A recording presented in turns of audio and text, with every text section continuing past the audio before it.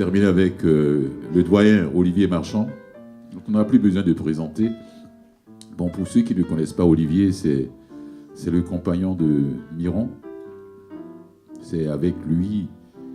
Ouais, et il se lève déjà, Olivier. C'est eux qui ont créé la maison d'édition L'Hexagone. À l'époque, ouais. Cette maison qui est devenue maintenant un monstre. Oui, il se tape sur la tête lui-même. Olivier, merci de ton amitié. Ouais, à l'époque, il n'y avait pas d'argent, ils ont cotisé entre eux. Je ne sais pas combien ils ont eu là, $300 ou bien $400. C'est comme ça qu'ils ont sorti leur premier recueil. Les 200, c'est pas 100 C-E-N-T-E, c'est 100 S-A-N-G-S. Voilà, il faut faire la différence des choses. D'ailleurs, je me rappelle de la copie que tu m'as donnée. Voilà, que de temps en temps, je vais lire encore. Et puis, de temps en temps, je me suis dit, bon, ce monsieur-là, il est encore en vie. Tous les autres sont partis. Donc, il ne faut pas le laisser comme ça. De temps en temps, je lui fais appel. Et puis, quand il reçoit mon courriel, il me répond tout de suite. Merci, Olivier.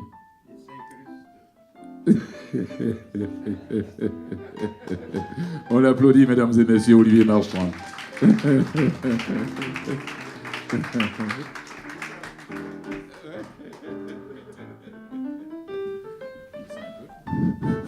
va? Ouais, ça va comme ça. Ça va? Oh. Oui. Alors, je commence. Là tu es. Là tu es chantante, fragile, déconcertante, apportant tes vies comme complis. Quelle est cette voix là-bas qui accorde les heures au pas, qui dit son inquiétude, qui est enchantement interlude, qui ne veut point se taire, que se referme le bréviaire, qui interroge, qui cause avec charme, sans vertige, sans alarme,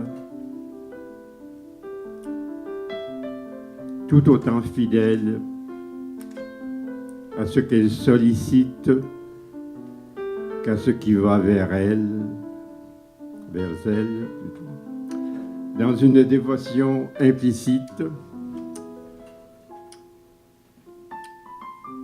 mais c'est la part des choses, ce qui marque le temps, ce qui bat la mesure,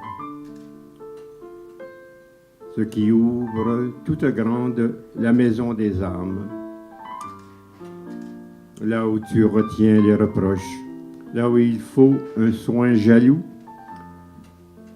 et la perspicacité d'être sans rime ni raison. Déjà le rebondissement sans petits ou grands accros, en mielleuse journée aux abords insoumis, pour hurler encore le cri retenu, la parlance déterminante et la juste joie.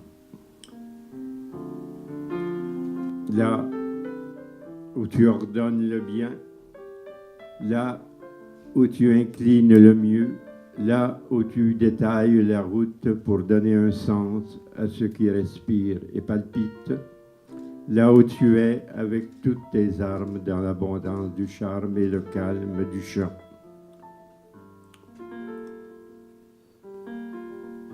Mais il faut aussi rêver plus loin que ce qui apparaît, plus loin que tout ce qui est, plus loin que l'air du temple, rêver à s'en mêler dans ses pattes, à faire crouler nos généalogies, à ne plus savoir nos noms, à confondre le jour avec la nuit, rêver que la terre n'est plus là, que la boule déboule à en perdre la boule, rêver à s'en décrocher les mâchoires en patinant d'hiver en hiver sur un air de valse fortuite, en corroborant les évidences, en se pâmant.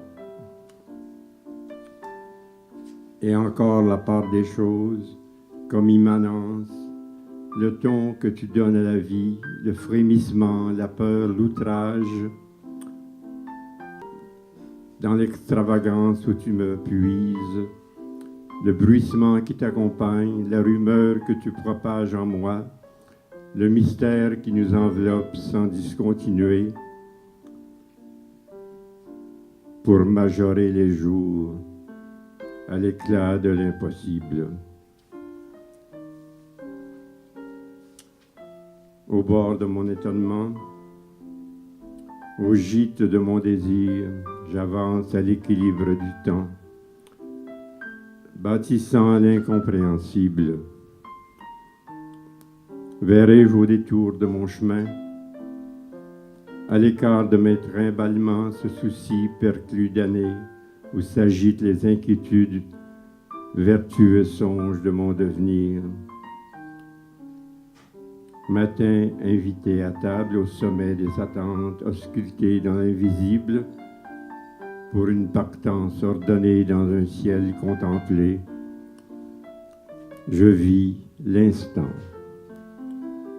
d'instinct attentif au bouquet de lumière. Si on veut savoir, je parlais à l'ange qui veille sur moi, celui qu'on appelait jadis l'ange gardien. Il est polymorphe. Merci.